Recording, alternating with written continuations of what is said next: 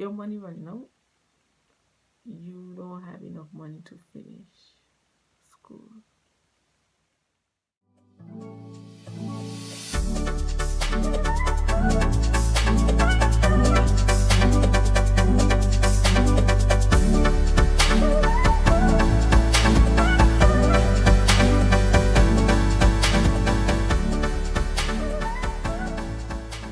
Welcome back to my channel. Don't forget to like, comment, and subscribe. Now I'm back to further explain or further expand on my faith journey.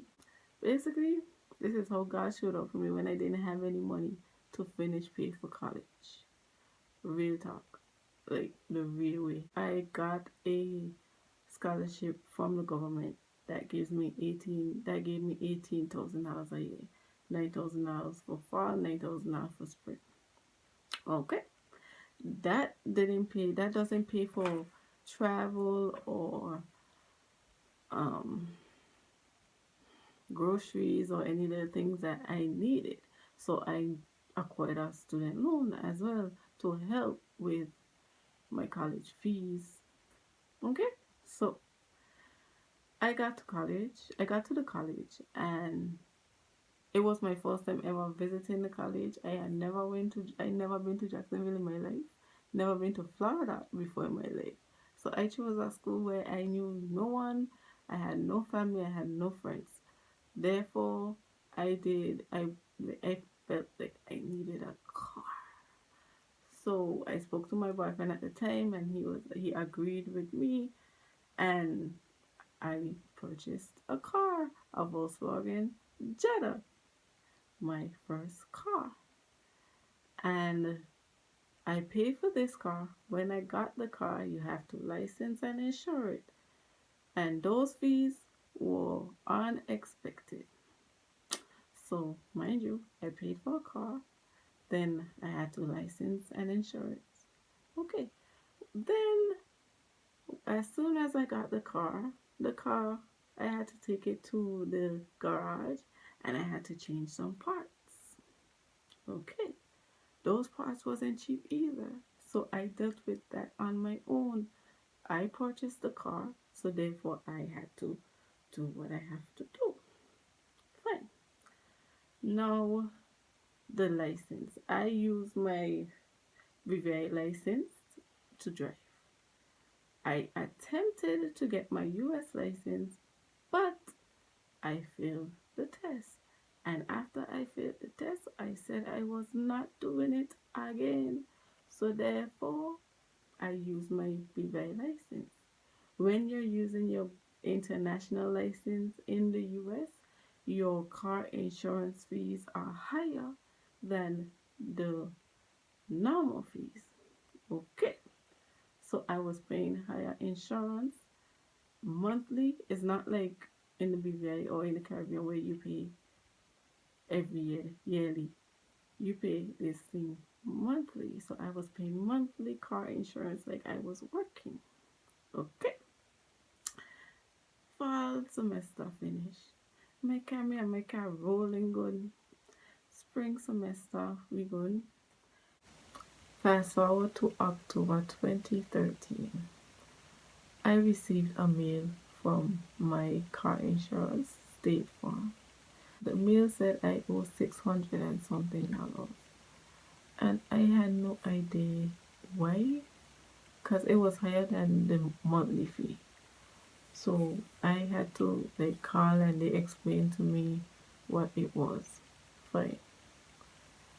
I called my boyfriend at the time and I told him this. You know what this man boss me? You know what this man tell me? This man tell me, your money running out, you don't have enough money to finish school.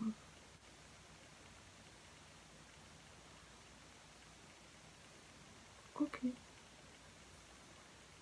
So I start to stress. I start to worry because I can't come back home without a degree. But I need to finish school. I can't come back home without a degree and I need to finish school. I couldn't go to my parents because Number one, they never tell me to get any vehicle because they were upset when I told them I purchased a car. And number two, my sister was going to school at the same time and I didn't want to burden them. So I had to figure it out on my own, me and my boyfriend at the time. We were back and forth trying to figure this out. Okay, so the same friends I went church with, I spoke about on the last video, we go church together. One of them mentioned that they're signing up for this African American scholarship.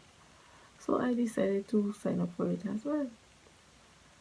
They wanted to announce the winner at a banquet.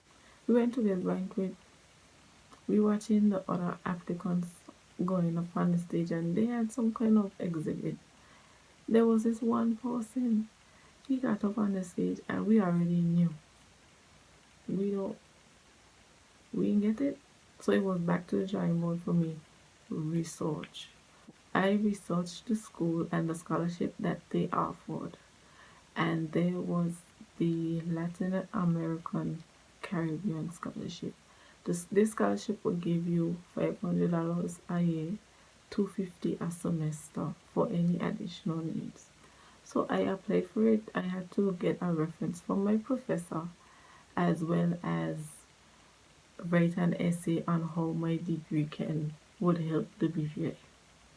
So I sent in my application. I don't know what, up to this day, I don't know what the professor said. I handed my application. I came home for winter. Every winter, every summer, every spring break, I came home to work. That winter, fall 2013, I was sitting at my kitchen table.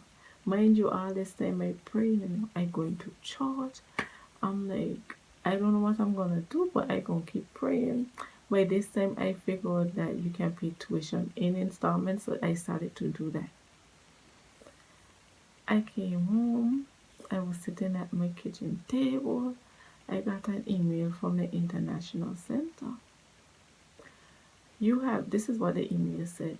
You have been approved for the Latin American Caribbean Scholarship. Thank you, God. I needed this. I really needed this. This would help. $500, $250 would help.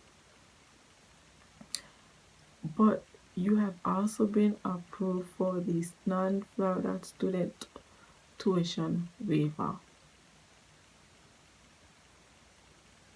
But I didn't apply for that. Further reading along, you are now categorized as a Florida resident. I wasn't international anymore. Nobody could have told me that day. Praise dance alone. Praise that. Because if you look at, I would show you, if you look at the international fee, the out of state tuition fees, those is what killing people is a lot.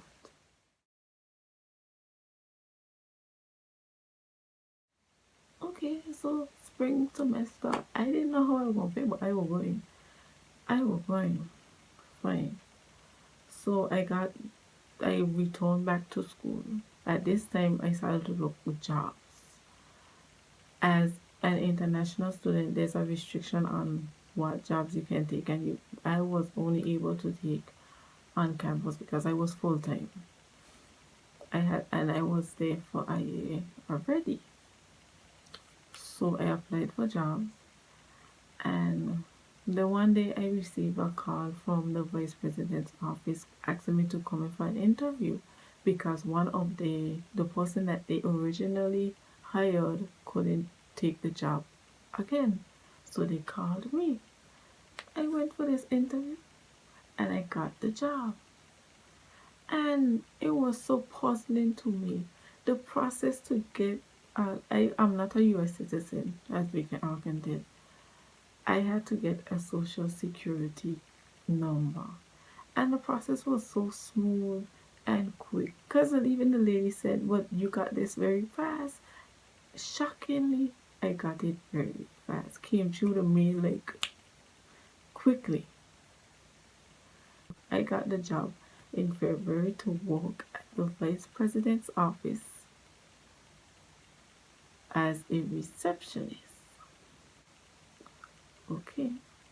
While there, I spoke with the vice president's assistants regarding my situation because I needed to figure something out how I would manage. It was basically me managing the funds that I have and the funds that my boyfriend would assist me with because he did assist me. He tried to assist me in any way that he can. But he had his own life as well. But he did assist me. No, I spoke with the assistant and she contacted the housing manager, she contacted the housing director because the housing unit was under the vice president's umbrella. So she set up the meeting and I went to his office and I explained the situation to him and he told me, we don't normally do this, but we will allow you to pay your tuition in installments. Normally you had to, there's a cap, a date you have to pay everything by, and they want that lump sum. So he said you can pay it in installments. That was a big, that was a breath of fresh air, honestly. So the end of spring, I still had more money to pay, but it wasn't as much. No, I started to restructure in the spring of 2014. I started to restructure my curriculum, my courses, because I knew I couldn't stay in America any longer due to the lack of funding, and I couldn't put more pressure on my boyfriend. So I decided I have to come back home earlier. I decided to take summer classes, and the last class would have been my internship. And I decided I was gonna come back home for my internship. It don't make sense for me to stay in America. So I did my summer, but because I was on a government scholarship, I had to request. They don't normally pay for summer. I sent a letter explaining that I will be doing summer courses and if they can pay for my summer tuition. They didn't send the full $9,000. They sent, I believe, half of the tuition. They sent half of the $9,000.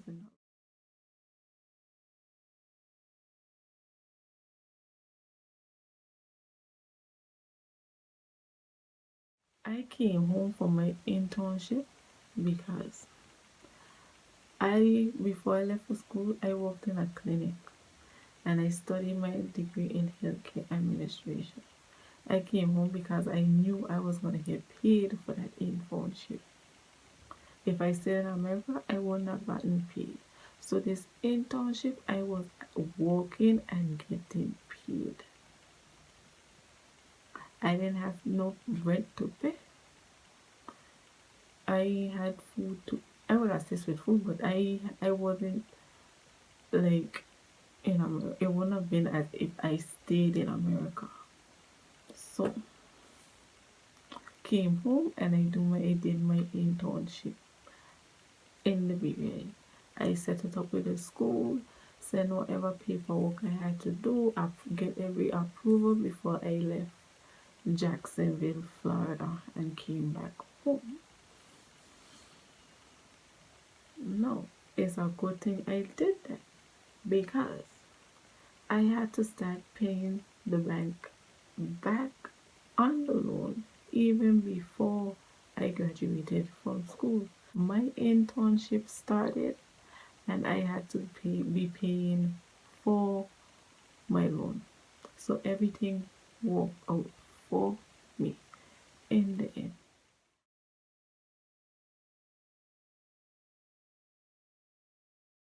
No, I didn't do this on my own. God provided me with a non-Florida student waiver because I did not apply for that, but I received it. You understand? I received it, but I received something I didn't apply for. Number two, when it came to the job at the vice president's office, it was structured in a way that I needed to be there. I was positioned for that job so that I would be able to I, I would be able to ask this person about this, or I don't know how to explain it. I was positioned in that job for access because the campuses are huge. So this was access. I had access to these people and I used the access. Then now he gave me the wisdom to restructure the courses that I needed to take and how to set up everything in order for me to come back home for my internship.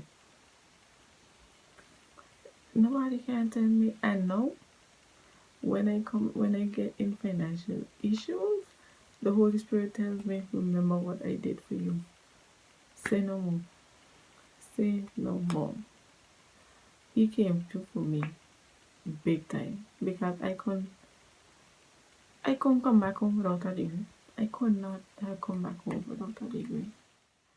Thank you for watching. I hope you guys liked it. I hope you guys learned something from it. Don't forget to comment, like, and subscribe down below. And I'll see you next time.